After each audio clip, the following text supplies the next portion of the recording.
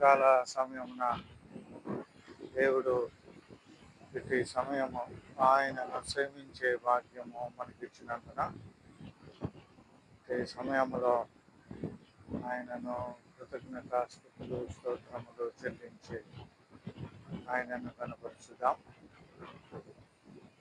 దావీదు మహారాజు 5వ కీర్తనలో చెప్పినట్టుగా ఈ ఉదయకాలమున నా ప్రార్థన సిద్ధం చేసుకొని ఉన్నాను అని ఆయన చెప్పిన రీతిలో ప్రతి ఉదయం ఆయనను సేవించేవారముగా స్తుతించేవారముగా మనం ఉండాల్సిన అవసరం ఉంది.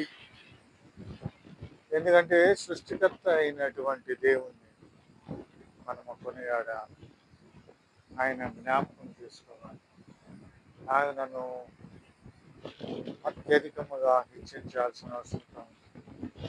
ఈ లోక స్థితిగతులు మనము చూసినప్పుడు ఎన్నో అమంత్రాలు, ఆటంకాలు, అభ్యంతరాలు, కష్ట నష్టాలు, సుఖాలు అయినా అలాంటి పరిస్థితుల్లో ఏ పరిస్థితి అయినప్పటికీ కూడా ఆయనను సేవించే భాగ్యం మనకు ఉండాలి. దావీదు మహారాజు సింహాసనం ఎక్కి కూడా దేవాలయము వైపు నేను కనులెత్తి చూస్తూ ఉన్నాను అని అంటాడు.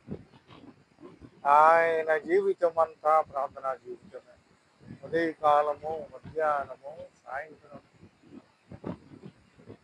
అంతేకాదు రోజుకి 7 సార్లు ప్రార్థించిన వ్యక్తిగా ఆయన ఉన్నాడు. మనము మన జీవితాల్లో కూడా నిత్యము ఒక క్రమమైన జీవితము జీవిస్తూ ఉన్నట్లయితే దేవుని కరుణ, ప్రేమ మన ఎడల ఉంటుంది అని పరిశుద్ధ గ్రంథం చెప్తూ ఉంది.